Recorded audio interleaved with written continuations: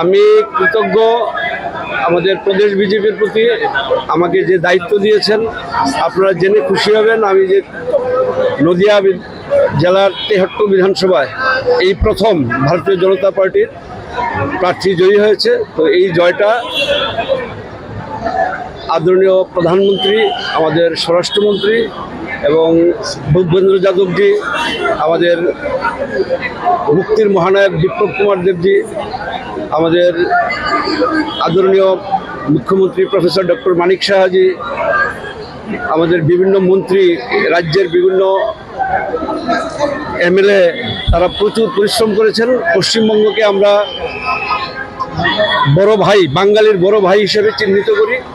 এই জয় সারা ভারতবর্ষের জয়।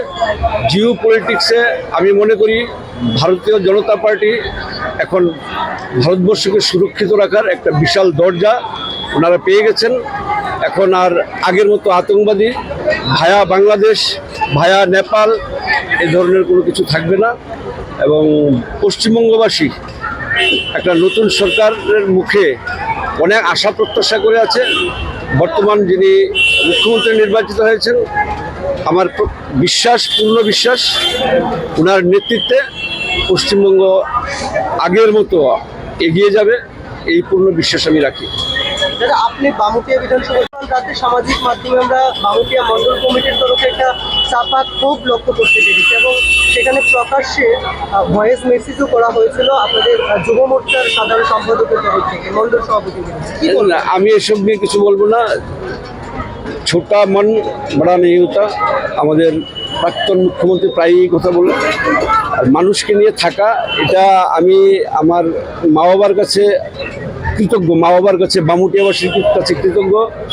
আমি একজন পরাজিত বিধায়ক, 23-এর নির্বাচনে সদ্য হারালাম, কিন্তু আপনারা দেখতে পাচ্ছেন বামুটিয়ার মানুষ এখনো মনের মধ্যে, বুকের মধ্যে আমাকে রাখে। এটা আমার জীবনের সবচেয়ে বড় পাওয়া। আর এই জনতার উপস্থিতি আমার কিছু বলার নেই। আমি খুব খুশি, আমি খুব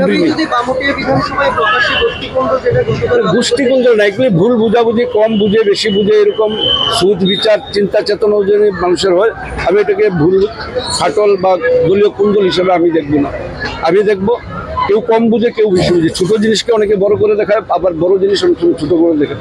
যার যার সুদ বিচার অনুযায়ী তার চিন্তা চেতনার বহিঃপ্রকাশ আচার আচরণে কথাবার্তায় ফুটে ওঠে।